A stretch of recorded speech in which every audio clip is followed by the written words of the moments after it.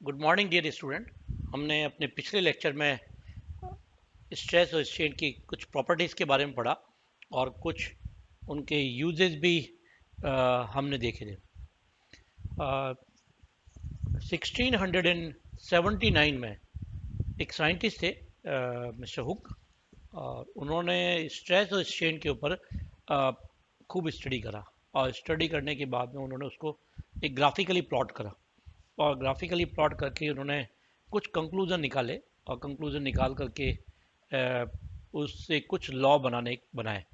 और वो लॉ जो है वो हुक्स लॉ के नाम से फेमस है। हुक्स लॉ से बाद में कई तरह के इलास्टिक कांस्टेंट भी डेवलप हुए। तो मैं सबसे पहले वो जो हुक ने स्ट्रेस और स्ट्रेन के बीच में जो ग्राफ प्लॉट करा, थोड़ा सा पहले उसको स्टडी करते हैं, और उसके बाद में और उसका हम छोटा सा एक प्रैक्टिकल डिमॉन्स्ट्रेशन भी देखेंगे। कि मैं बार बार कहता हूँ पढ़ाई के बीच में कि हमें चीज़ों को केवल क्रैम नहीं करना है, हमें क्या करना है, अगर पॉसिबल हो तो उसको प्रैक्टिकली वेरीफाई भी करके देख लेना है। ठीक है ना।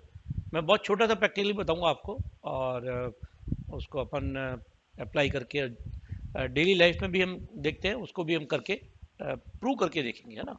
बहुत सारी चीज़ों को प्रूव करके देखेंगे। तो ये मैंने एक ग्राफ बनाया, स्ट्रेस और स्ट्रेन। बेसिकली क्या होता है, किसी चीज़ के ऊपर हम लोड अप्लाई करते हैं, भार अप्लाई करते हैं, ठीक है ना। भार अप्लाई करके वो उसमें स्ट्रेस डेवलप करता है एक्सटर्नल, और उसके रिएक्शन में इंटरनल रिएक्शन डेवलप होती है, जिसको हम रेस्टोरिंग प्रतिबल कहते हैं, रेस्टोरिंग स्ट्रेस कहते हैं, ठीक है ना। प्रत्यानयन कह सकते हैं वो। और इस एक्सटर्नल लोड के कारण बॉडी में तीन तरह के चेंजेस आते हैं। लेंथ में चेंज होता है, वॉल्यूम में चेंज होता है, और शेप में चेंज होता है बेसिकली, ठीक है ना। हम पर्टिकुलर अभी जो केस समझने के लिए काम कर रहे हैं, हम कहते हैं कि let us assume that the external force is longitudinal, ठीक है ना। तो स्ट्रेस हमारी जो अभी काम कर रही है वो लॉन्गिट्यूडनल है, अनुदैर्ध्य प्रतिबल हम काम में ले रहे हैं। इसका मतलब जो बॉडी है, बॉडी की लंबाई के अलॉन्ग हम क्या कर रहे हैं, फोर्स लगा रहे हैं। इसको कैसे चेक कर सकते हैं? देखिए, मान लो एक ये रबड़ बैंड है, सबके घरों में सबके पास होता है। इसकी लेंथ एक बार ये है, ठीक है ना। तो मैं इसके अलॉन्ग इस पे मैंने क्या करा, ये बल लगाया, ये लगाया ना। तो ये क्या हुआ, ये जो मैंने फोर्स अप्लाई करा है, ये क्या करा है, अलॉन्ग द लेंथ करा है। तो ये क्या है, अनुदैर्ध्य विकृति के बारे में बताएगा, ठीक है ना। तो ये हम, तो जैसे मैंने इसके ऊपर एक्सटर्नल फोर्स लगाया तो इसकी लेंथ क्या हुई, इंक्रीज हुई, ठीक है ना। तो बेसिकली हम जो जानते हैं कि स्ट्रेस क्या है, अप्लाइड फोर्स मैग्नीट्यूड के रूप में, अप्लाइड फोर्स अपॉन एरिया। और स्ट्रेन क्या है, change in length per unit length. जो भी इनिशियल लेंथ है उसे डिवाइड कर देते हैं किसको, चेंज इन लेंथ को, तो हमें क्या मिल जाती है, स्ट्रेन मिल जाती है। तो हम यही काम करेंगे। तो हम जैसे इस प्रैक्टिकली इसको देखेंगे कि इसके ऊपर अगर मैं थोड़ा सा फोर्स लगाता हूँ तो इसकी थोड़ी लंबाई में वृद्धि हुई, अगर मैं छोड़ देता हूँ तो ये वापस वो अपनी ओरिजिनल शेप को आ जाता है। ऐसा एक पर्टिकुलर लिमिट तक होगा, ठीक है ना।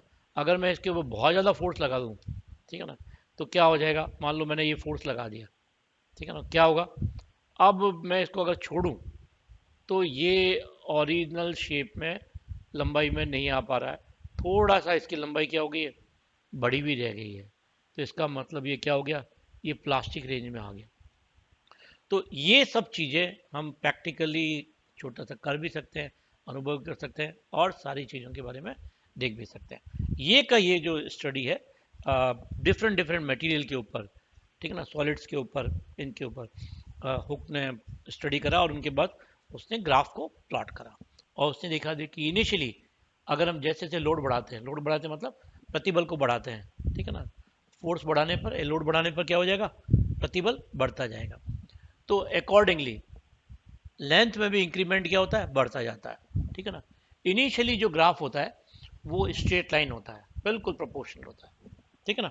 स्ट्रेट लाइन मतलब स्ट्रेस और स्ट्रेन एक दूसरे के लीनियरली प्रोपोर्शनल होती हैं, ठीक है ना, बिल्कुल एकदम स्ट्रेट आगे बढ़ता है। और ये जो घटना है, जो इनकी जो प्रोपोर्शनलिटी है, वो जो लीनियर है, वो एक पर्टिकुलर वैल्यू तक रहती है, जिसको अपन ने यहाँ पे नाम दे रखा है ए। अगर स्ट्रेस जो है अगर ए से कम है, इससे कम वैल्यू का है, तो ये देखा गया है कि अगर धीरे धीरे स्ट्रेस को कम करा जाए, धीरे धीरे स्ट्रेस को कम करा जाए, तो वापस बॉडी स्ट्रेन क्या होती है, उसी पाथ को फॉलो करती है जो उसने जाने के दौरान करा था। मान लो जैसे मैंने इंक्रीज करा स्ट्रेस को, तो ये यहाँ से डिफरेंट डिफरेंट पॉइंट से होती हुई यहाँ पे जाएगी। जाते हुए क्या हो गया, मान लो मेरे पास ये डिफरेंट डिफरेंट पॉइंट आए,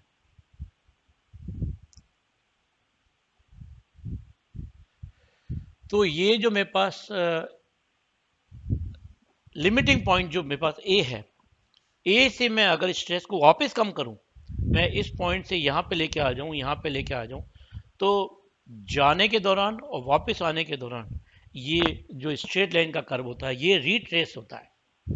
रिट्रेस होने का मतलब है कि वो उसकी जो शेप है, उसकी जो लेंथ है, वो वही होती जाती है जो पहले थी। इसका मतलब ये एक तरीके से बॉडी जो है वो कह सकते हैं टेक्निकली कि इलास्टिक, और टेक्निकली कहें तो अपन कह दें कि ये परफेक्टली इलास्टिक की तरह बिहेव करती है इस दौरान, ठीक है ना।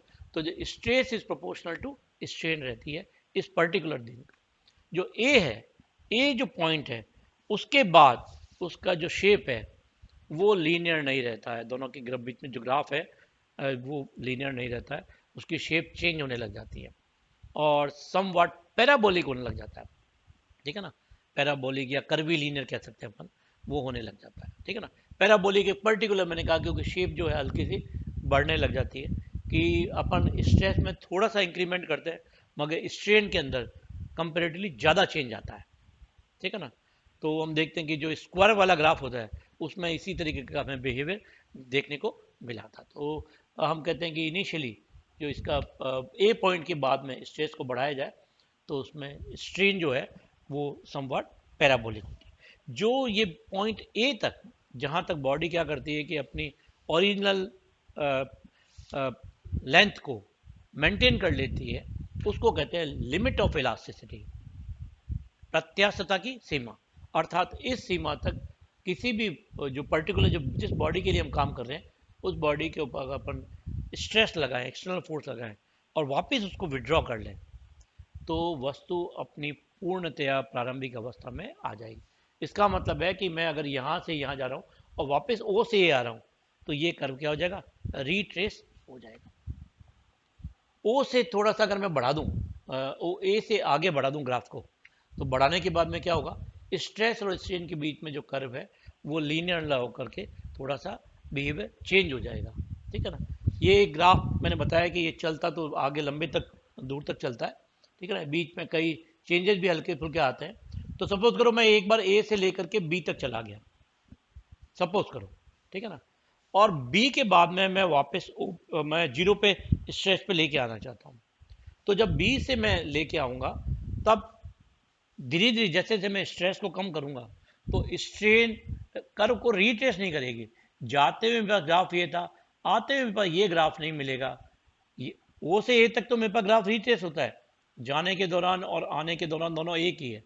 मगर ए के बाद में अगर मैं इसको विड्रॉ करूं, स्ट्रेस को कम करूं, तो मेरे पास स्ट्रेन वो ग्राफ को रिप्लेस नहीं करता है और एक नए पाथ को चूज करता है, स्ट्रेट लाइन को करता है, और नया जो ग्राफ आता है वो इस तरीके से समवट आता है।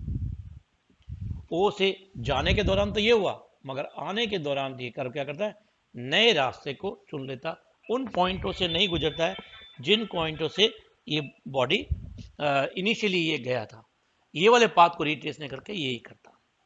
और जब मैं स्ट्रेस को जीरो कर लेता हूँ, स्ट्रेस को जीरो कर लेता हूँ, तो ये अपनी इनिशियल लेंथ पर, इनिशियल पे ना आकर के एक नई लेंथ जो इंक्रीज लेंथ है पर्टिकुलर इस केस के अंदर, उसको एक्वायर करता है, जिसको अपने यहाँ पे पॉइंट ओ डैश का। तो इसकी लेंथ क्या होती है, स्लाइटली इंक्रीज हो जाती है इस पर्टिकुलर केस के अंदर। तो इसका मतलब है कि ये नई आकृति को प्राप्त कर लिया है। नई आकृति को प्राप्त करने का मतलब हो गया कि बॉडी क्या होगी, प्लास्टिक हो गई, ठीक है ना। तो ये जो बिहेवियर है ए के बाद में, ए के बाद में जो ग्राफ है वो क्या होता है, प्लास्टिक की तरह बिहेव करता है। तो हम कह सकते हैं कि ओ से ए तक तो ये इलास्टिक है और ए के आगे ये क्या होता है, समवॉट हम कह सकते हैं कि बी डैश तक ये कैसा रहता है, प्लास्टिक इसका बिहेवियर होता है। और बी की डैश के बाद में अगर हम और स्ट्रेस को बढ़ाएं तो ये समवाट जो ग्राफ है वो इस तरीके का प्रैक्टिकली मिला। और एक पॉइंट आता है सी। सी हाईएस्ट पॉइंट है, मतलब किसी भी बॉडी के ऊपर अगर सी तक हम पहुंच गए, ये अप्लाई कर दिया, स्ट्रेस अप्लाई कर दिया, ठीक है ना, तो ये कहलाता है पराभव बिंदु, और इंग्लिश में किसको कहते हैं, यील्ड पॉइंट, ठीक है ना, YIELD, यील्ड पॉइंट या पराभव बिंदु। इस बिंदु पर आने के बाद में बॉडी क्या हो जाती है, क्रैक हो जाती है, ठीक है ना। उसके बाद में अपने आप वो क्रैक होने लग जाएगी, और बिना स्ट्रेस बढ़े, बिना स्ट्रेस बढ़े उसकी स्ट्रेन क्या हो जाएगी, बढ़ती जाती है। मतलब सी को एक्वायर करने के बाद में जरा सी भी इनस्टेबिलिटी हो गई तो ये अपने आप बॉडी की लेंथ बढ़ने लग जाएगी, और वो क्या हो जाएगी, डी पर आकर के क्या हो जाएगी, ब्रेक हो जाएगी। तो ये जो डी पॉइंट है ये ब्रेकिंग पॉइंट कहलाता है, टूटन बिंदु, भंजन बिंदु कहलाता है, ठीक है ना। तो इस तरीके से उसने हमें सब ग्राफों के बारे में हम स्टडी कर सकते हैं। ये सारा का सारा जो इफेक्ट है वो आप रबड़ बैंड से सिंपल सा कर सकते हैं, फोर्स अप्लाई करके देख सकते हैं, ठीक है ना। आप देखें कि पहले इसकी लेंथ को नाप लें, डायमीटर को नाप लें, और फिर इसके ऊपर फोर्स ज़्यादा लगा दें। ज़्यादा लगाने के बाद में आप देखेंगे बहुत देर तक आप लगा रहे हैं तो क्या होगा, और फिर छोड़ेंगे इसको तो इसकी लेंथ क्या हो जाती है, बड़ी हुई मिलती है, ठीक है ना। इसका मतलब है कि ये नई लेंथ का प्लास्टिक, और ज़्यादा मैं फोर्स लगाऊं तो क्या हो जाएगा, सी पॉइंट को क्रॉस कर जाऊंगा तो क्या हो जाएगा, ये ब्रेक हो जाता है। तो डी पॉइंट आने पे क्या हो जाएगा, तो आप अपने छोटे से स्पेक्टिकल से, ठीक है ना, आप क्या कर सकते हैं, सारी चीज़ों के बारे में स्टडी कर सकते हैं, ठीक है ना। मैं आपको एक छोटा सा करके बता रहा हूँ, और ये पॉइंट अभी अपने पास सी पॉइंट अभी तक पहुँचा नहीं है, ठीक है ना। जैसे ये सी पॉइंट पर पहुँच जाएगा, ये अपने आप इसकी लेंथ में इंक्रीमेंट होना अपना आप हो जाएगा, और ये बॉडी क्या हो जाएगी, ये ब्रेक हो जाएगी, ठीक है ना। तो ये आप देखते हैं कि इस तरीके से हम इसको अप्लाई कर सकते हैं। अब मैं इसकी इलास्टिक लिमिट के बाद चला गया तो ये रबड़ बैंड क्या हो गया, लंबाई बढ़ावा मुझको मिल जाता है, ठीक है ना। तो इन सब चीज़ों को एक छोटे से प्रैक्टिकल से आप करके देख सकते हैं। कोई भी जो प्रैक्टिकल की चीज़ हो, है ना, उसको आप पॉसिबल है अपने पास में तो उसको करके देखिए, अपने हाथ से करके देखिए। बहुत सारी चीज़ें, थ्योरी की भी चीज़ें समझ में आ जाएगी, और आ, आ, अपने को कंसेप्ट भी क्लियर हो जाएंगे, कभी भी भूलेंगे नहीं, ठीक है ना। प्लास्टिक जो क्षेत्र होता है वो जिन चीज़ों का बहुत ज़्यादा होता है, बड़ा होता है, उनकी यूटिलिटी बहुत ज़्यादा होती है, ठीक है ना। उनको आप नई नई शेप दे सकते हैं, नई नई आकृतियाँ दे सकते हैं, ठीक है ना। जैसे आप देखिए गोल्ड, गोल्ड का ये जो प्लास्टिक रेंज होता है ये बहुत बड़ा होता है। तो गोल्ड की जो यूटिलिटी है, गोल्ड के जो ऑर्नामेंट होते हैं वो ज़्यादा काम के, इस ज़्यादा गोल्ड इसलिए काम का है क्योंकि उसका प्लास्टिक क्षेत्र बहुत बड़ा होने के कारण उसको हम चाहे जिस शेप के अंदर बना सकते हैं और कर सकते हैं। जबकि ग्लास, ग्लास का अपन इलास्टिक कांस्टेंट देखें, जो हम बाद में एक यंग्स मॉडल देखेंगे तो बहुत ज़्यादा होता है, मगर उसका एक प्लास्टिक क्षेत्र नेग्लिजिबल होता है। अगर उसके बारे में स्टडी करें तो हम सीधा गोल्ड के अलावा बात करूं, मैं इसकी बात करूं ग्लास का, तो ग्लास सीधा यहां तक आने के बाद क्या होता है, ब्रेक आ जाता है, ठीक है ना। इलास्टिक रीजन चलता है, ठीक है ना, इलास्टिक के बाद में जैसे ही थोड़ा सा प्लास्टिक है और फिर क्या होती है, ब्रेकिंग हो जाती है। जो ग्लास का ये वाला गुण है, ब्रेकिंग, जल्दी ब्रेकिंग होने का गुण है, ये इसको, इसकी यूटिलिटी को बहुत रोक देता है, ठीक है ना। और हम देखते हैं कि ग्लास जो होता है वो अच्छा यंग्स मॉडल्स होते हुए भी, उसमें कुछ प्रॉपर्टी होते हुए भी वो बहुत ज़्यादा ऑर्नामेंट वगैरह बनाने में काम में नहीं आता क्योंकि उसका प्लास्टिक क्षेत्र बहुत ही कम होता है। तो बेसिकली जो इलास्टिक का जो प्रॉपर्टी है वो किसी भी चीज़ की यूटिलिटी जो हम डेली लाइफ में काम में लेते हैं उसको डिसाइड करने के लिए बहुत ज़्यादा काम आती है। घरों के अंदर भी हम देखते हैं कि जो ग्लास है बहुत सोच समझ करके और बहुत काम में, बहुत वैसे काम में लिया जाता है। अगर किसी जगह पर कभी भी कोई काम में भी लिया जाता है तो उसको बहुत कॉशियस होकर के बहुत वैसे काम में लिया जाता है जिससे कि वो ब्रेकिंग पॉइंट ना आ पाए, ठीक है ना। तो ग्लास को हम यूज़ करें तो बहुत कॉन्शियस होकर बात करें। गोल्ड को काम में लें तो गोल्ड में मैंने बताया कि प्लास्टिक रीजन बहुत ज़्यादा है तो बहुत ध्यान से काम करना पड़ता है क्योंकि वो बहुत जल्दी बैंड हो जाता है, उसको शेप कुछ भी चेंज कर सकते हैं। तो गोल्ड में स्ट्रेंथ देने के लिए उसमें कुछ चीज़ें इम्प्योरिटी मिलाई जाती है। तो आप जानते हैं कि जो गोल्ड होता है 24 कैरेट होता है, उसके ऑर्नामेंट बहुत कम बनते हैं। उसका कारण क्या है कि उसके जो प्लास्टिक क्षेत्र होता है ज़्यादा होने के कारण उसको मेंटेन करना, उसी की जो आपने जो ऑर्नामेंट बनाया उसकी शेप को बनाए रखना क्या होगा, मुश्किल होता है। तो इसलिए उसमें थोड़ी सी हार्ड करने के लिए उसको उसमें इम्प्योरिटी मिलाई जाती है, और इम्प्योरिटी के रूप में हम सिल्वर भी मिला सकते हैं, कॉपर भी मिलाते हैं, ठीक है ना, जो उसको क्या करती है, स्ट्रेंथ देती है, उसकी मतलब जो प्लास्टिक क्षेत्र है उसको थोड़ा सा स्लाइटली कम करती है, ठीक है ना। तो ये सब चीज़ों को अगर हमें चीज़ें आती है तो हम उसको जीवन में कभी भी काम में ले पाते हैं। तो ये जो ग्राफ की जो स्टडी है, ये हुक ने मैंने बताया था 1679 के अंदर इसके ऊपर बहुत स्टडी करा था, और उसने ग्राफ को स्टडी करके कुछ लॉ बनाए। तो हम अपने अपने अगले लेक्चर में उनको काम में उनके बारे में पढ़ेंगे, हुक्स लॉ। और उसमें बेसिकली जो हुक्स लॉ काम करेगा वो ओ से ए तक, मतलब इलास्टिक लिमिट के अंदर अंदर काम करेगा, ठीक है ना। तो हम इसी एरिया के ऊपर क्या करेंगे, फोकस करेंगे। थैंक यू वेरी मच, अगले लेक्चर पे मिलते हैं।